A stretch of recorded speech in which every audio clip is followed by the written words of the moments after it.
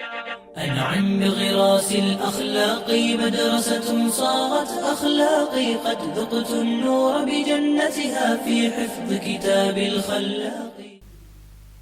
الحمد لله رب العالمين والصلاة والسلام على سيد المرسلين وعلى آله وأصحابه وأزواجه وأهل بيته وأتباعه إلى يوم الدين. أما بعد، عن أم المؤمنين أم عبد الله عائشة رضي الله عنها قالت: قال رسول الله صلى الله عليه وسلم: من أحدث في أمرنا هذا ما ليس منه فهو رد. رواه البخاري ومسلم. وفي رواية لمسلم: من عمل عملا ليس عليه أمرنا فهو رد. میرے سعادت مند بھائیوں اور خوش نصیب بھائیوں، جو اللہ سے، اللہ کے رسول صلی اللہ علیہ وسلم سے، دین اسلام سے، اللہ کی کتاب سے، نبی کریم صلی اللہ علیہ وسلم کی سنت سے محبت رکھنے والے بھائیوں، آپ ظاہر بات ہے اس ٹھنڈی کے موسم میں، جب کہ بہت سارے لوگ گرم لحاف اوڑھ کر اپنے کمبل میں نیند کے مزے لے رہے ہوں گے، یا اسی طرح سے بعض لوگ کسی اور پرلطف کام کے مزے لے رہے ہوں گے، اپنی خواہش کے مطابق کسی بھی کام میں لگے ہوئے ہوں گے، لیکن آپ نے ان ساری چیزوں کو چھوڑا اور آپ اسلامک سینٹر کے اس درس میں آئے کیونکہ آپ چاہتے تھے کہ آپ اللہ کا کلام سنیں، آپ نبی کریم صلی اللہ علیہ وسلم کی حدیث سنیں، آپ دین کا صحیح علم حاصل کریں، اس لیے آئے۔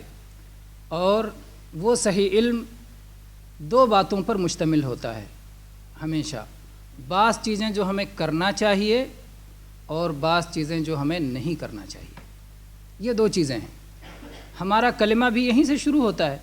ہم جب کلمہ میں اقرار کرتے ہیں اشہد اللہ الہ الا اللہ، میں اس بات کی گواہی دیتا ہوں کہ اللہ کے سوا کوئی عبادت کے لائق نہیں ہے، تو اس وقت ہم اقرار کرتے ہیں کہ عبادت صرف ایک اللہ کی ہوگی اور اللہ کے سوا اور کسی کی عبادت نہیں کی جائے گی۔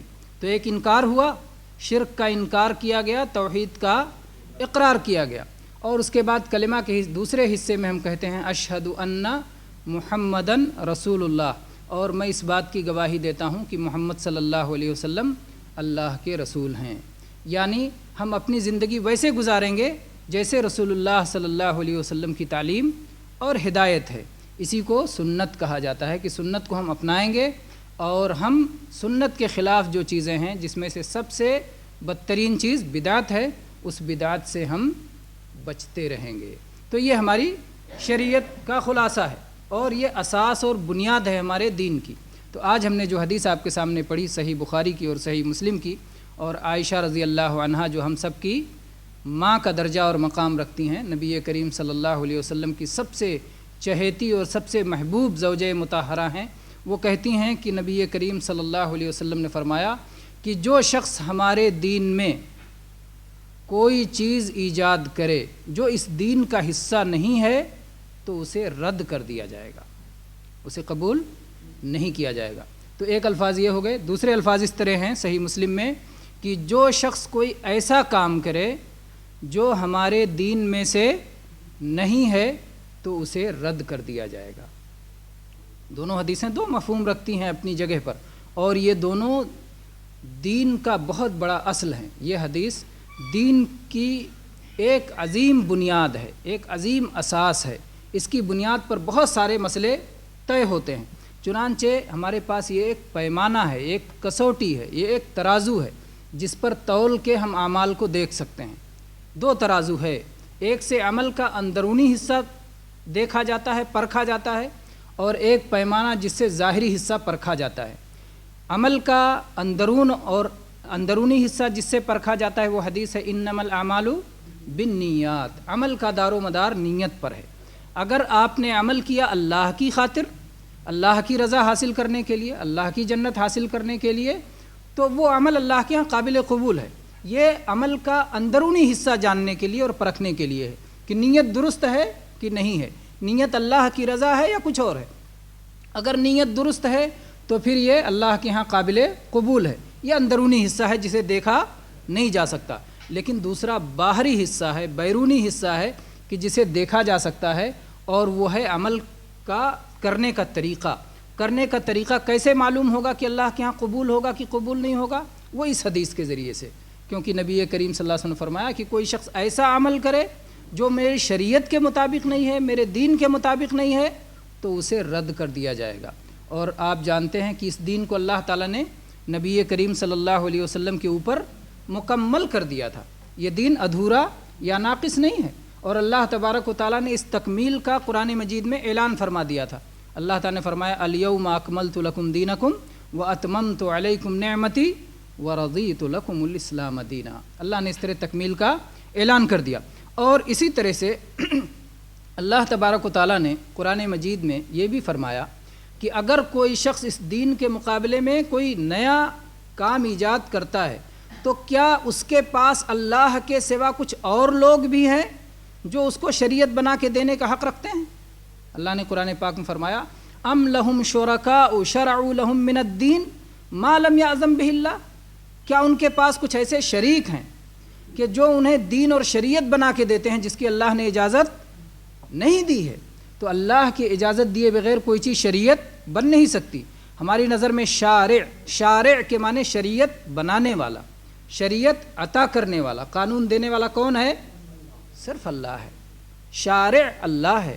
اللہ کے نبی صلی اللہ علیہ وسلم بھی شریعت بناتے نہیں تھے، بلکہ اللہ تعالیٰ کی اتاری ہوئی شریعت کو آپ امت تک پہنچاتے تھے، اس کی شرح کرتے تھے، تفصیل کرتے تھے۔ آپ شارح تھے، شرح کرنے والے، شارع یعنی شریعت بنانے والے نہیں تھے۔ اللہ تعالیٰ نے آپ کے بارے میں فرمایا وما ينطق عن الهوى ان هو الا وحی یوحى، آپ اپنی خواہش سے کچھ نہیں کہتے، جو کچھ کہتے ہیں وہ اللہ کی وحی ہوتی ہے، وحی کے مطابق آپ بولتے ہیں۔ تو یہ چیز ہے سب سے پہلے جو ہمارے سامنے آج حدیث عائشہ رضی اللہ عنہا کی آئی کہ نبی کریم صلی اللہ علیہ وسلم نے فرمایا کہ جو شخص کوئی ایسا عمل کرے جو ہمارے دین اور شریعت کے مطابق نہیں ہے تو اسے رد کر دیا جائے گا، اور ہمارے دین میں کوئی ایسی چیز ایجاد کرے جو اس دین کا حصہ نہیں ہے تو اسے بھی رد کر دیا جائے گا۔ تو اس سے یہ بھی معلوم ہوتا ہے کہ کوئی بھی عمل اللہ کے ہاں قبول تب ہوگا جب وہ رسول اللہ صلی اللہ علیہ وسلم کی شریعت کے مطابق ہو، اس عمل میں رسول اللہ صلی اللہ علیہ وسلم کی پیروی کی گئی ہو، آپ کی اتباع کی گئی ہو، آپ کا اسوہ اپنایا گیا ہو۔ اگر اس کو چھوڑ دیا گیا ہو تو وہ عمل قابل قبول نہیں ہو سکتا ہے۔ اور یہیں سے یہ بھی معلوم ہوتا ہے کہ ساری بدعتیں شریعت میں حلال ہیں یا حرام؟ حرام ہیں، ساری بدعتیں حرام ہیں۔ بدعت میں کوئی بدعت واجب نہیں ہوتی، کوئی بدعت مکروہ یا مباح نہیں ہوتی، کوئی بدعت مستحب نہیں ہوتی، بلکہ ساری کی ساری بدعتیں حرام ہیں۔ جیسا کہ اللہ کے نبی صلی اللہ علیہ وسلم نے ایک اور حدیث میں فرمایا کل بدعت ضلالہ، ہر ایک بدعت گمراہی ہے، اور کوئی ایسی اس کے سوا کوئی ایسی دلیل نہیں ملتی جس سے بعض بدعتوں کا استثناء کیا جا سکے۔ چنانچہ صحابہ کرام رضی اللہ عنہم کا جب ہم اسوہ دیکھتے ہیں، نمونہ دیکھتے ہیں اس معاملے میں، تو صحابہ کرام جو ہے بدعتوں کے سخت مخالف تھے اور سخت پکڑتے تھے، گرفت کرتے تھے۔ آپ دیکھیں عبداللہ ابن مسعود رضی اللہ عنہ کے بارے میں۔ عبداللہ ابن مسعود رضی اللہ عنہ کوفہ میں، اور اسی طرح دوسرے صحابی ابو موسیٰ اشعری رضی اللہ عنہ، دونوں کوفہ میں موجود ہیں۔ ابو موسیٰ اشعری رضی اللہ عنہ گزرتے ہیں مسجد سے، سنن دارمی میں آیت موجود ہے، مسجد میں دیکھتے ہیں کہ ایک شخص بیٹھا ہوا ہے اور اس کے ساتھ کچھ اور ساتھی اس کے ساتھ بیٹھے ہوئے ہیں، اور وہ ان سے کہتا ہے اللہ اکبر کہو 100 مرتبہ، سب 100 مرتبہ اللہ اکبر کہتے ہیں۔ پھر وہ کہتا ہے الحمدللہ کہو 100 مرتبہ، پھر 100 مرتبہ۔ لوگ اپنے پاس کنکریاں رکھے ہوئے ہیں اور ان کنکریوں سے گنتے ہیں، جیسے آج بہت سارے لوگ تسبیح لے کر کے گنتے ہیں، یا مشینیں بنا لی گئی ہیں جس سے تسبیح گنتے ہیں۔ وہ لوگ کنکری رکھ کے اپنے پاس 100 مرتبہ الحمدللہ کہو، اب 100 مرتبہ الحمدللہ کہنے، 100 مرتبہ سبحان اللہ کہو، 100 مرتبہ سبحان اللہ کہہ رہے، 100 مرتبہ لا الہ الا اللہ کرو، سب۔ ابو موسیٰ اشعری رضی اللہ عنہ نے دیکھا تو یہ تو نئی چیز ہے، نئی چیز ہے، صحابہ ایسا نہیں کرتے تھے، نبی کریم صلی اللہ علیہ وسلم نے ایسی تعلیم نہیں دی۔ تو روکنے سے پہلے سوچا کہ عبداللہ ابن مسعود رضی اللہ عنہ سے مشورہ کر لیں۔ ان کے پاس گئے اور کہا میں نے مسجد میں ایک نئی چیز دیکھی ہے، اور دیکھنے میں تو بھلی لگ رہی ہے، اچھی لگ رہی ہے، سبحان اللہ پڑھنے میں کیا برائی ہے، الحمدللہ کہنے میں کیا برائی ہے، لا الہ الا اللہ کہنے میں کیا برائی ہے، دیکھنے میں تو اچھی لگ رہی ہے۔ عبداللہ ابن مسعود رضی اللہ عنہ نہایت تیزی کے ساتھ آئے، مسجد میں پہنچے اور انہوں نے کہا کہ اے محمد الرسول اللہ صلی اللہ علیہ وسلم کے امتیوں، یا تو تم لوگ نبی کریم صلی اللہ علیہ وسلم سے زیادہ ہدایت یافتہ ہو، آپ کے صحابہ سے زیادہ ہدایت یافتہ ہو، اور یا تم نے بدعت اور گمراہی کا راستہ کھول لیا ہے، دروازہ کھول لیا ہے، اور اتنے جلدی تم گمراہی میں پڑ گئے۔ ابھی نبی کریم صلی اللہ علیہ وسلم کی وفات کو زیادہ دن نہیں گزرے، ابھی آپ کے کپڑے بوسیدہ نہیں ہوئے، ابھی آپ کے گھروں کے برتن نہیں ٹوٹے، اور تم نے گمراہی کا دروازہ کھول لیا۔ میں تمہیں ضمانت دیتا ہوں کہ اپنے گناہوں کو گنو، تم ثواب پاؤ گے، لیکن ایسا جو کر رہے ہو اس میں ثواب ملنے کا امکان نہیں ہے، گناہ سے بچ جاؤ، بڑی بات ہے۔ تو دیکھیں صحابہ کرام بدعت کو سمجھتے تھے، وہ یہ نہیں کہتے تھے کہ اس میں کیا برائی ہے، سبحان اللہ پڑھنے میں کیا برائی ہے، الحمدللہ کہنے میں کیا برائی ہے، اس میں کیا خرابی، منع کہاں ہے؟ جو آج بہت سارے لوگ کہتے ہیں منع کہاں ہے؟ ارے اللہ کے نبی صلی اللہ علیہ وسلم نے جب کہہ دیا کہ شر الامور محدثاتھا، اس دین میں سب سے بدترین چیزیں وہ ہیں جو ایجاد کر لی جائیں، تو یہی تو منع ہو گیا، اور الگ سے منع ہونے کی کیا دلیل چاہیے؟ قیامت تک آنے والے واقعات اور ایجاد کی جانے والی چیزوں کی گنتی نہیں کی جا سکتی، اتنی زیادہ چیزیں پیدا ہوتی رہیں گی، اگر سب کو لے کر ایک ایک بتایا جاتا کہ یہ منع ہے، یہ منع ہے، یہ منع ہے، یہ منع ہے، تو اس کا سیکھنا بہت دشوار ہوتا۔ لیکن بتا دیا کیا کہ یہ حق ہے، باقی ساری کی ساری چیزیں باطل ہیں۔ فماذا بعد الحق الا الضلال، حق کے بعد جو کچھ ہے سب کے سب گمراہی ہے۔ تو نبی کریم صلی اللہ علیہ وسلم نے اس طرح سکھا دیا۔ میرے بھائی اور دیکھتے ہیں، ایک رہا یہ جو ہے ایک طریقہ رہا جو عبداللہ ابن مسعود رضی اللہ عنہ کا رہا بدعت کے معاملے میں۔ ایک اور جو ہے حدیث دیکھتے ہیں جو صحیح بخاری میں امام بخاری رحمہ اللہ نے ذکر کیا ہے، جو دو صحابہ کے درمیان معاملہ ہوا۔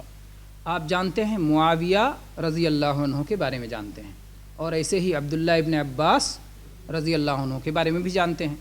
معاویہ رضی اللہ عنہ ملک شام میں رہتے تھے، وہاں کے حاکم تھے مسلمانوں کے، وہاں سے آئے مکہ میں عمرہ کرنے۔ کعبہ کے 4 کونے ہیں، ہے نا، 4 کونے کعبہ کے پائے جاتے ہیں۔ ایک کونے میں حجر اسود ہے، وہاں سے طواف شروع کیا جاتا ہے، بسم اللہ اللہ اکبر کہہ کے، اگر آدمی قریب جائے تو چومے، نہ چوم سکے تو چھوئے، چھو نہ سکے تو اشارہ کرے، اور اس کے بعد اپنا طواف شروع کرے۔ اس کے بعد دوسرا کونا آئے گا، یہ پہلا کونا رہا جو حجر اسود کا کونا ہے، اس کے بعد دوسرا کونا ہے، اس کے بعد تیسرا کونا ہے، اور اس کے بعد چوتھا کونا ہے، نہیں حجر اسود پہلا کونا ہوا، اس کے بعد دوسرا کونا ہوگا، پھر تیسرا کونا ہوگا جس کے پاس میں حتیم ہے، اور اس کے بعد میں تیسرا کونا ہوگا جس کو رکن یمانی کہتے ہیں۔ تو یہ شمال اور جنوب ہوا، رکن یمانی اور حجر اسود کا جو یہ شمال و جنوب کی طرف ہے، اور وہ مشرق و مغرب بنتا ہے، تو اس لیے اس کو رکن شرقی اور رکن غربی کہا جاتا ہے۔ نبی کریم صلی اللہ علیہ وسلم نے صرف 2 کونوں کو چھوا ہے، 2 کونوں کا استلام کیا ہے، ایک حجر اسود کا اور ایک حجر اسود سے پہلے والے کونے کا جس کو کہتے ہیں رکن یمانی۔ عبداللہ ابن عباس رضی اللہ عنہ نے دیکھا کہ معاویہ رضی اللہ عنہ چاروں کا استلام کر رہے ہیں، انہوں نے حجر اسود کا استلام کیا اس کونے کا، اس کے بعد رکن جو ہے اس اگلے کونے کا، اس کے بعد والے کونے کا، پھر رکن یمانی کا۔ عبداللہ ابن عباس رضی اللہ عنہ کہتے ہیں کہ معاویہ رضی اللہ عنہ یہ آپ کیا کر رہے ہیں؟ نبی کریم صلی اللہ علیہ وسلم نے تو صرف 2 کونے کا، حجر اسود والے کونے کا اور رکن یمانی کا، انہی 2 کا استلام کیا ہے، رکن شرقی اور رکن غربی کا استلام نہیں کیا ہے۔ تو معاویہ رضی اللہ عنہ کیا جواب دیتے ہیں؟ بیت اللہ کے کسی حصے کو چھوڑا نہیں جا سکتا۔ یہ کیا تھی؟ ان کی رائے تھی، ہے نا۔ معاویہ رضی اللہ عنہ کہتے ہیں، یہ عقل کے سے بات کر رہے ہیں، کہہ رہے ہیں کہ بیت اللہ کے کسی حصے کو چھوڑا نہیں جا سکتا، اس لیے 4 کونے ہیں تو چاروں کو چھوئیں گے، صرف 2 کو کیوں چھوئیں گے، 2 کو کیوں چھوڑ دیں گے؟ تو عبداللہ ابن عباس رضی اللہ عنہ کہتے ہیں وَإِنَّ لَكُمْ فِي رَسُولِ اللَّهِ أُسْوَةٌ حَسَنَةٌ وَإِنَّ لَكُمْ فِي رَسُولِ اللَّهِ أُسْوَةٌ حَسَنَةٌ، تمہارے لیے رسول اللہ صلی اللہ علیہ وسلم کی زندگی میں بہترین نمونہ ہے۔ یہ کس نے کہا؟ اللہ تعالیٰ نے کہا قرآن مجید میں، اور اللہ تعالیٰ کی بات کو عبداللہ ابن عباس رضی اللہ عنہ نے معاویہ رضی اللہ عنہ کو سنایا، ایک ان کی عقلی سوچ کے مقابلے میں، کہ آپ کی عقلی رائے ہے، اور ایک طرف رسول اللہ صلی اللہ علیہ وسلم کی سنت اور شریعت ہے، سنت اور شریعت کے مقابلے میں عقل کو لایا نہیں جا سکتا۔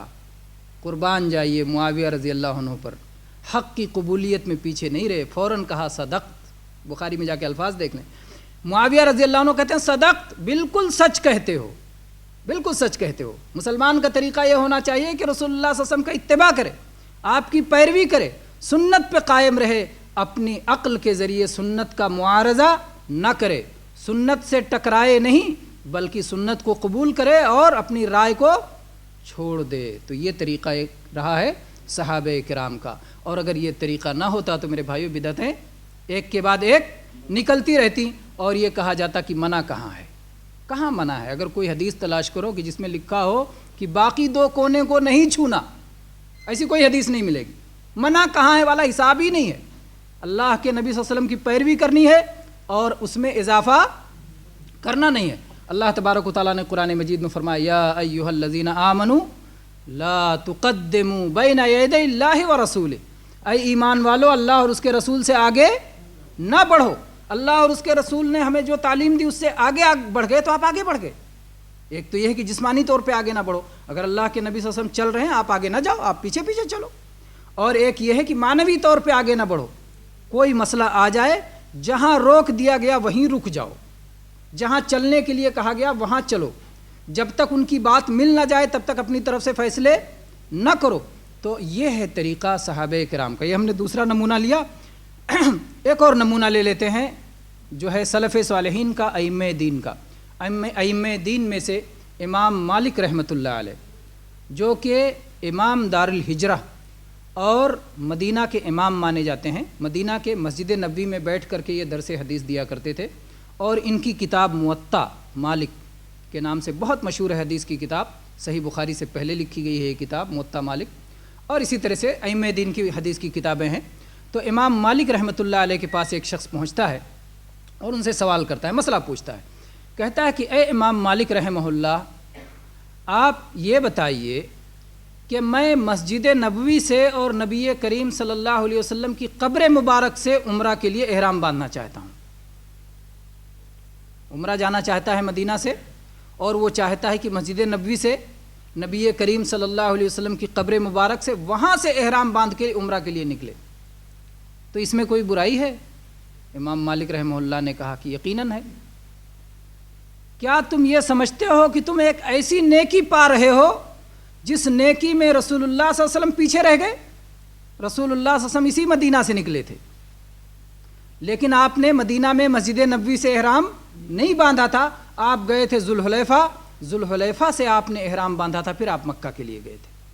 تو ایک ایسی نیکی جس میں رسول اللہ صلی اللہ علیہ وسلم تم سے پیچھے رہ گئے اور تم ان سے آگے بڑھ گئے، تو یہ کوئی کہہ کے نہیں بچ سکتا کہ چند میل ہی تو ہے، چند میل پہلے باندھ لیا تو کیا برائی ہے؟ نہیں، برائی ہے۔ امام مالک رحمہ اللہ نے اس کے بعد آیت پڑھی قرآن پاک کی، اللہ تعالیٰ نے فرمایا ہے فَلْيَحْذَرِ الَّذِينَ يُخَالِفُونَ عَنْ أَمْرِهِ أَن تُصِيبَهُمْ فِتْنَةٌ أَوْ يُصِيبَهُمْ عَذَابٌ أَلِيمٌ۔ ان لوگوں کو ڈرنا چاہیے جو جناب محمد الرسول اللہ صلی اللہ علیہ وسلم کے حکم کی مخالفت کرتے ہیں کہ وہ کسی فتنے میں نہ پڑ جائیں یا کسی دردناک عذاب کا شکار نہ ہو جائیں۔ تو کہا فتنہ، کیا فتنہ ہے؟ فتنہ جانتے ہیں؟ فتنہ شرک کو کہتے ہیں۔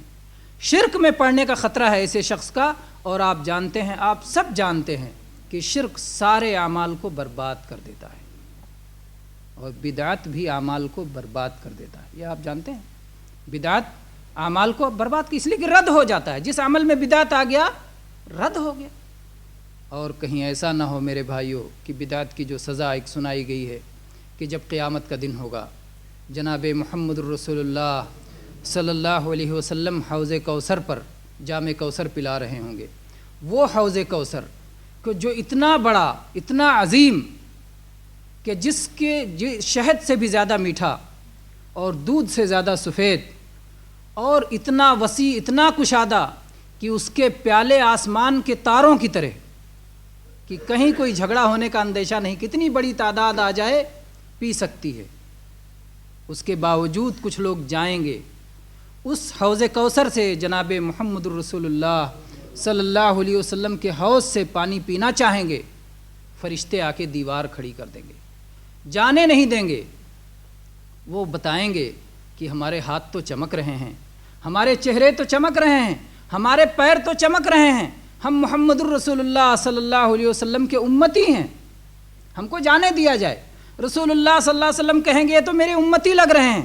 اللہ کے نبی کریم صلی اللہ علیہ وسلم سے ایک بار سوال کیا گیا، صحابہ نے پوچھا اللہ کے نبی صلی اللہ علیہ وسلم پوری دنیا ہوگی، وہاں آپ اپنی امت کو پہچانیں گے کیسے؟ آپ نے فرمایا بتاؤ کچھ کالے گھوڑے ہوں اور اس میں کچھ ایسے گھوڑے ہوں جن کا چہرہ سفید ہو، جن کے ہاتھ پیر میں سفیدی ہو، کیا باقی گھوڑوں سے نہیں پہچانے جائیں گے؟ تو کہا ضرور پہچان لیے جائیں گے۔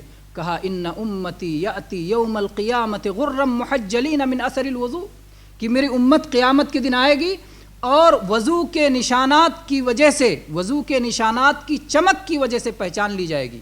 ان کا ہاتھ چمک رہا ہوگا، چہرہ چمک رہا ہوگا، پیر چمک رہا ہوگا، اللہ کے نبی صلی اللہ علیہ وسلم بھی پہچانیں گے اور ان کا بھی دعویٰ ہوگا کہ ہم آپ کے امتی ہیں، لیکن فرشتے حوض کوثر سے جام کوثر پینے نہیں دیں گے، رکاوٹ کھڑی کر دیں گے، اور رسول اللہ صلی اللہ علیہ وسلم سے کہیں گے انک لا تدری ما احدثوا بعدک، اے اللہ کے نبی صلی اللہ علیہ وسلم آپ کو نہیں معلوم انہوں نے آپ کے بعد کیا کیا ایجاد کر لیا تھا۔ یہیں سے یہ مسئلہ بھی کلیئر ہو گیا۔ رسول اللہ صلی اللہ علیہ وسلم یہ نہیں کہیں گے کہ میں تو غیب جانتا ہوں، میں جانتا ہوں میرے بعد کیا ہوا، مجھ سے پہلے کیا ہوا، یہ دعویٰ نہیں کریں گے، نہ دنیا میں کیا تھا نہ قیامت میں کریں گے، کیونکہ اللہ کے نبی صلی اللہ علیہ وسلم کوئی ایسا دعویٰ نہیں کر سکتے جس کا حق اللہ تعالیٰ نے آپ کو نہیں دیا ہے۔ آپ تو میرے بھائیو اگر غلطی سے امت کو یہ ایسی چیز کہنے کی کوشش کرتی تھی تو آپ روک دیتے تھے۔ اگر کوئی جھوٹا ہوتا تب تو اپنی بڑائی کا کوئی بھی موقع ہاتھ سے جانے نہیں دیتا، لیکن رسول اللہ صلی اللہ علیہ وسلم کبھی عقیدہ توحید میں خلل آنے دینا گوارا نہیں کرتے تھے۔ چنانچہ آپ اس واقعے کو بھی یاد کریں کہ جب جناب محمد الرسول اللہ صلی اللہ علیہ وسلم کے صاحبزادے ابراہیم علیہ السلام کی وفات ہو گئی اور اسی دن سورج میں گرہن لگ گیا، لوگ کہنے لگے کہ دیکھو نبی صلی اللہ علیہ وسلم کے بیٹے کی وفات ہوئی اور سورج میں گرہن لگ گیا۔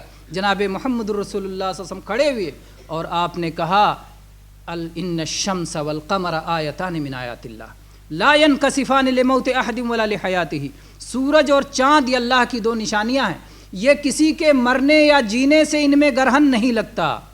یخوف اللہ بہم عبادہ، اللہ تعالیٰ ان میں گرہن لگا کے اپنے بندوں کے دلوں میں خوف پیدا کرتا ہے کہ یہ سورج جو تم اتنی بلندی پہ دیکھ رہے ہو یہ اللہ کا غلام ہے، جب اللہ چاہے تو اس کا نور چھین لے، جب اللہ چاہے تو اس کو نور پہ باقی رکھے، جس دن اللہ اسے حکم دے گا تو یہ پورب کے بجائے پچھم سے نکلے گا، تو یہ اللہ کے قبضے میں ہے۔ تو جناب محمد الرسول اللہ صلی اللہ علیہ وسلم نے یہ قطعاً برداشت نہیں کیا کہ امت کے لوگ گمراہی میں پڑ جائیں، ان کے عقیدے میں، ان کی فکر میں، ان کی سوچ میں کسی طرح خلل آئے، یہ آپ نے برداشت نہیں کیا۔ تو جب جناب محمد الرسول اللہ صلی اللہ علیہ وسلم کو فرشتے بتائیں گے کہ یہ ان لوگوں نے آپ کے دین میں بدعتیں ایجاد کر لی تھیں، تو اللہ کے نبی صلی اللہ علیہ وسلم بھی خاموش نہیں رہیں گے، نہ ایسے لوگوں کی سفارش کریں گے، بلکہ آپ صلی اللہ علیہ وسلم کہیں گے سحقاً سحقاً لمن غیر بعدی، دور بھگاؤ دور بھگاؤ، جنہوں نے میرے دین میں تبدیلی کر لی تھی ان کو دور بھگاؤ۔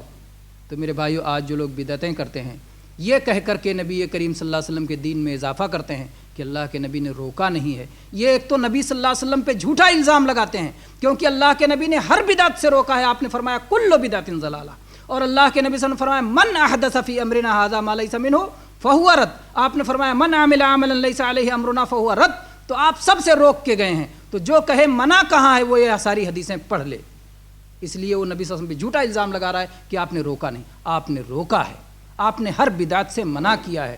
اور اس کے بعد دوسری چیز یہ کہ نبی کریم صلی اللہ علیہ وسلم کے دین میں بدعت ایجاد کر رہے ہیں، اور بدعت کے گناہ کی وجہ سے وہ خود اپنا گناہ بھی اپنے سر رکھیں گے، اور جتنے لوگ ان کا گناہ دیکھ کر کے اس پر عمل کر رہے ہیں ان سب کا گناہ ان کے سروں پہ جائے گا، اور قیامت کے دن آئیں گے تو ایسا بوجھ ہوگا جو ان کے لیے ناقابل برداشت ہوگا۔